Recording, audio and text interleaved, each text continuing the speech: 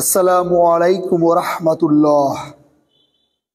সম্মানিত দর্শক, ভারত তার উত্তর প্রদেশে ফতেহপুর এলাকায় নুরি মসজিদের, যেই মসজিদ 185 বছরের প্রাচীন মসজিদ, 185 বছরের পুরাতন একটি মসজিদ, ভারতের উত্তর প্রদেশের ফতেহপুরের এই নুরি মসজিদকে ভারতের প্রশাসন একটা বিশাল অংশ ভেঙে ফেলেছে। একটি দেশের কোনো স্থাপনা যদি ভাঙতে হয়, সেই দেশের সুপ্রিম কোর্ট থেকে একটি রায় আসতে হয়। কোন সুপ্রিম কোর্টের রায়ের তোয়াক্কা না করে আইনের প্রতি বৃদ্ধাঙ্গুলি দেখিয়ে তারা ভারতের 185 বছরের পুরাতন মসজিদের গায়ে আঘাত করল। এ থেকে একটা বিষয় প্রমাণিত যে মুসলমানদের ব্যাপারে, সংখ্যালঘুর ব্যাপারে ভারত আইনকে বৃদ্ধাঙ্গুলি দেখিয়ে যা করে তার নাম সন্ত্রাসী, সন্ত্রাসী, সন্ত্রাসী। এই হিন্দুত্ববাদ সন্ত্রাসী বিজেপি তারা আইনের তোয়াক্কা না করে মুসলিম সম্প্রদায়কে নির্যাতন, খুন, গুম, হত্যা, ধর্ষণ, এই অত্যাচার তো নিয়মিত করেই যাচ্ছে। তারা তো স্টিম রোলার চালিয়েই যাচ্ছে, অত্যাচারের টার্বুলেন্স বয়ে দিচ্ছে মুসলমানের উপরে। তার উপরে ভারতের উত্তর প্রদেশের মতো সারা ভারতে তারা বিভিন্ন জায়গায় নিয়মিত মসজিদ ভেঙে যাচ্ছে। এমনকি তারা দাবি করছে যে ভারতের বেশিরভাগ মসজিদের ক্ষেত্রে তারা বলছে যে এই জায়গাগুলোতে নাকি প্রাচীনকালে মন্দির ছিল, এই হিন্দুদের মন্দিরের জায়গায় মসজিদ করেছে। এই ব্যাটার একটা ছাগল, এরা ইতিহাস জানে না, এরা ভুলে গেছে ভারতকে মুসলমানরা শাসন করেছে 800 বছর। এক দুদিন নয়, এটা ছোট্ট কোনো সময় নয়, ছোট্ট কোনো ঘটনা নয়। ভারতকে 800 বছর শাসন করেছে মুসলমানেরা।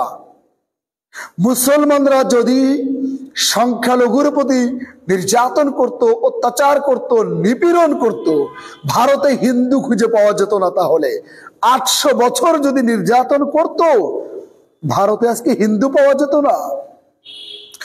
এমনকি মুসলমানরা জোর করে কাউকে ধর্মান্তরিত করা পছন্দ করে না। আমরা মনে করি ধর্ম নিয়ে বাড়াবাড়ি নয়, আমাদের ধর্মের প্রতি ভালোবাসা প্রদর্শন করে, আমাদের আচার আচরণ, আকীদা, চরিত্র, মুসলমানদের এই বিনয়বনতা দেখে, ভালোবাসা দেখে যদি কেউ ধর্ম পরিবর্তন করে, তাহলেই মুসলমান কেবলমাত্র কাউকে কালেমা পড়াতে চায়। জোর করে কোনো অমুসলিমকে মুসলিম বানাতে আমরা চাই না। যদি চাইতাম তাহলে 800 বছর শাসন করা ভারতকে মুসলমান শাসন করলো। ভারতকে আমরা হিন্দুদেরকে জোর করে করে আমরা মুসলমান বানিয়ে ফেলতে পারতাম, অথবা অত্যাচার করতে করতে ওরাই পরিবর্তন হয়ে যেত অত্যাচার থেকে বাঁচার জন্য। কিন্তু এ থেকে প্রমাণ হয় মুসলমানরা অত্যাচারী নয়, সংখ্যালঘুর প্রতি শ্রদ্ধাশীল, সহনশীল, ভালোবাসা প্রদর্শন করে। অথচ এই ভারত বাংলাদেশের ব্যাপারে সাম্প্রদায়িক সম্প্রীতির রাখার ছবক আমাদের শেখায়, আমাদের বুঝায় আমরা নাকি অসাম্প্রদায়িক, আমাদের মধ্যে সাম্প্রদায়িক সম্প্রীতি নেই। ওরা বুঝায় আমরা নাকি সংখ্যালঘু নির্যাতনকারী। ওরা তো আস্ত বাটপার, কি বড় মিথ্যাবাদী, যারা নিজের দেশের সংখ্যালঘু মুসলিমদেরকে নির্যাতনের স্টিম রোলার চালিয়ে মুসলমানদেরকে আতঙ্কিত করে রাখে সারাটা বছর, সারাটা জীবন। মুসলমানদের মসজিদগুলোতে, ধর্মীয় এই মসজিদগুলোকে তারা নিরাপত্তা দিতে ব্যর্থ, এবং তারা আইনের তোয়াক্কা না করে তারা মসজিদগুলোকে নির্বিচারে ভাঙছে, সেখানে এই নির্লজ্জরা, বেহায়ারা, বেলাল্লাপনারা তারা আমার দেশে সাম্প্রদায়িক সম্প্রীতির সুন্দর বাংলাদেশে, যেখানে হিন্দুরা এখন মায়ের কোলে আছে, আমরা তাদের মন্দির পাহারা দেই রাত জেগে, আমরা তাদেরকে ভালোবাসি, আমরা তাদেরকে বুকে টেনে নেই, সেখানে আমাদেরকে অসাম্প্রদায়িক বলে।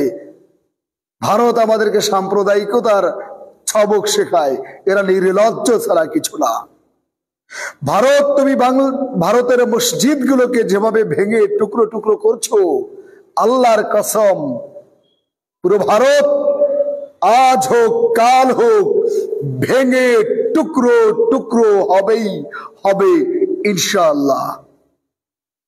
অতএব ভারতকে বলি, মুসলমানদের প্রতি শ্রদ্ধাশীল হন, সংখ্যালঘুদের প্রতি শ্রদ্ধাশীল হন। আমার দেশটার দিকে তাকান, হিন্দুরা কি শান্তিতে আছে? তাদের মন্দিরে তারা নির্বিঘ্নে পুজো করছে, কোনো সমস্যা নেই। এমন সুন্দর সম্প্রীতির বাংলাদেশকে আপনারা আঙুল তোলেন, এটা আপনাদের কূটনৈতিক উদ্দেশ্য, এটা আপনাদের রাজনৈতিক উদ্দেশ্য, এটা আপনাদের দ্বিচারিতা, এটা আপনারা স্বৈরাচারের মদতপুষ্ট, অথবা আপনারাই স্বৈরাচারকে মদতপুষ্ট করছেন। আপনারা স্বৈরাচারকে আপনারা বাংলাদেশের কাঁধে রেখে, বুকে রেখে এই দেশটাকে কলোনিয়াল বানাতে চান, প্রদেশের মতো বানাতে চান।